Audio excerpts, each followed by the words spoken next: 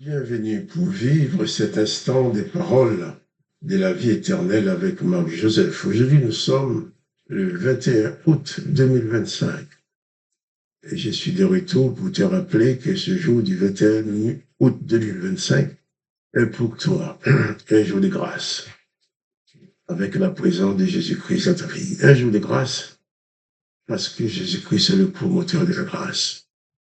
Et si c'est un jour de grâce pour toi, ce doit être un jour de grâce aussi pour tous ceux qui ont affaire avec toi, ceux qui te font du mal, ceux qui ne t'aiment pas, ceux qui sont en train de te faire du mal, ceux qui ont agi avec méchanceté à ton égard.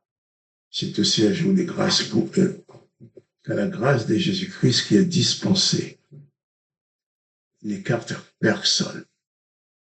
Jésus-Christ veut que personne ne soit écarté de la grâce, mais à condition que ces personnes acceptent de recevoir cette grâce.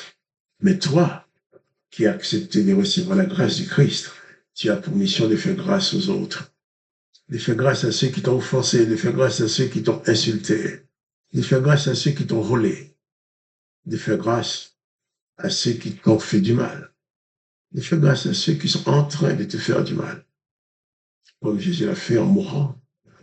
Il était en train de mourir, en train de souffrir, et il a proclamé le pardon de ceux qui s'étaient en train de les tuer, de ceux qui étaient en train de les torturer. Il les a pardonnés.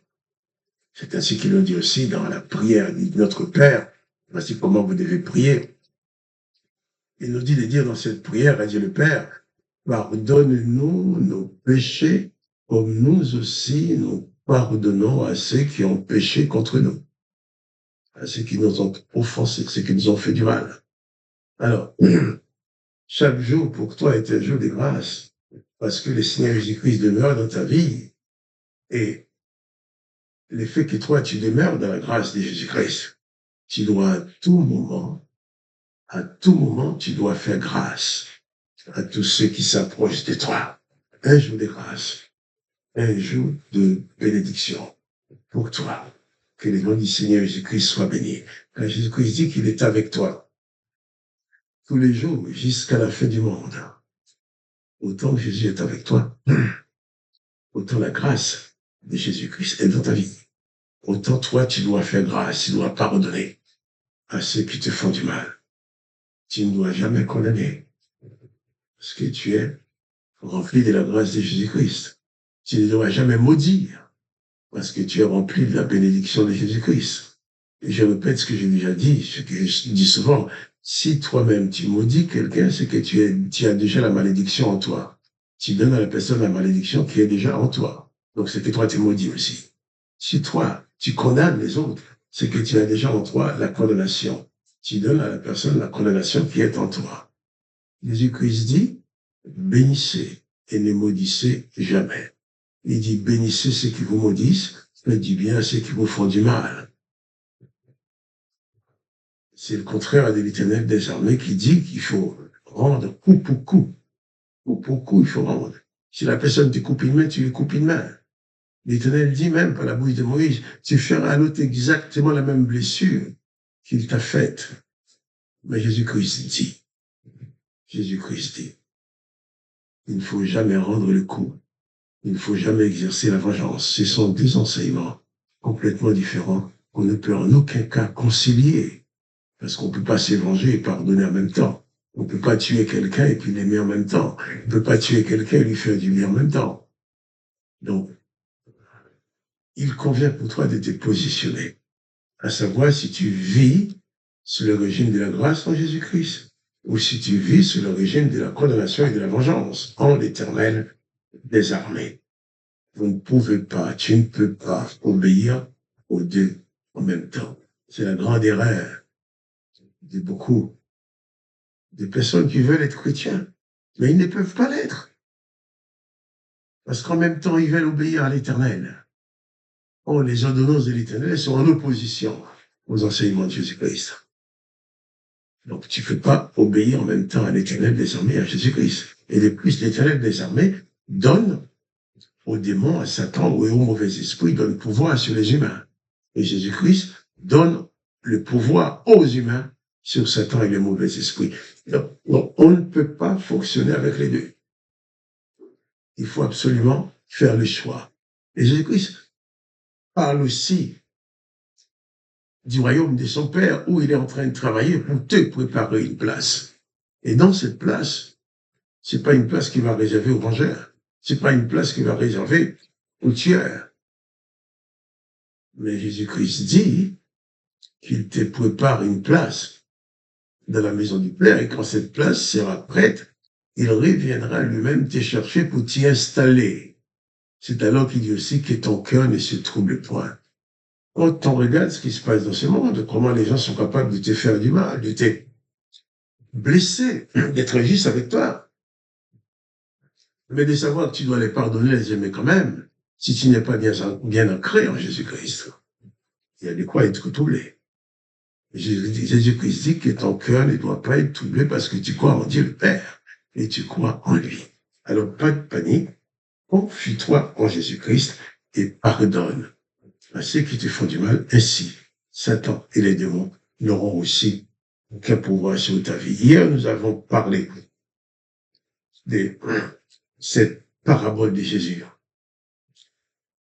pour comparer les royaumes de Dieu, pour expliquer à ceux qui l'écoutent l'importance et la valeur du royaume de Dieu. Quand Jésus est venu nous ouvrir les portes du royaume de son Père, la porte du salut, la porte de la vie éternelle.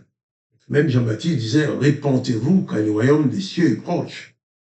Jésus dit également, le royaume des cieux est proche. Répentez-vous et croyez à la bonne nouvelle. Cette bonne nouvelle, c'est que tu peux avoir accès à la vie éternelle. Tu peux avoir accès à ce royaume de Dieu le Père où tu vivras éternellement si tu veux suivre les enseignements de Jésus-Christ. Jésus-Christ, c'est la porte qui te conduit au Père. Jésus-Christ, c'est la porte par laquelle tu dois passer pour entrer dans le royaume du Père. Jésus-Christ a dit, le royaume des cieux est encore semblable à un marchand qui cherche des belles perles.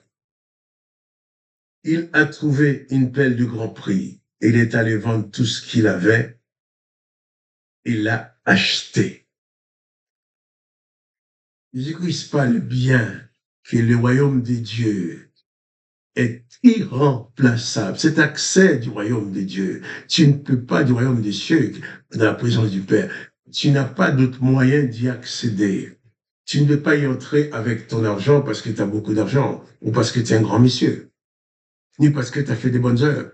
Tu ne peux y entrer qu'en recevant dans ta vie la grâce de Jésus-Christ. Et quand tu comprends cette dimension de la grâce de Jésus-Christ, eh bien, tu vas accepter même d'abandonner tout ce qui avait de valeur. Pour dire qu'il n'y a rien au monde qui peut avoir autant de valeur que la présence de la grâce de Dieu dans ta vie. Et quand toutes les richesses que tu as sur la terre, tu vas les quitter un jour. Quand tu vas quitter ton corps, le corps va tomber par terre, tu n'auras plus besoin de voiture, tu n'auras plus besoin de maison, tu n'auras plus besoin de beaux costumes, tu n'auras plus besoin de tous les artifices qu'on a aujourd'hui. Et ces choses-là ne te serviront à rien. Tout ce qui te restera quand tu quitteras ton corps, c'est la grâce que tu as reçue en Jésus-Christ. C'est ce que la grâce a produit dans ta vie. C'est ce que tu as pu faire au service de la grâce.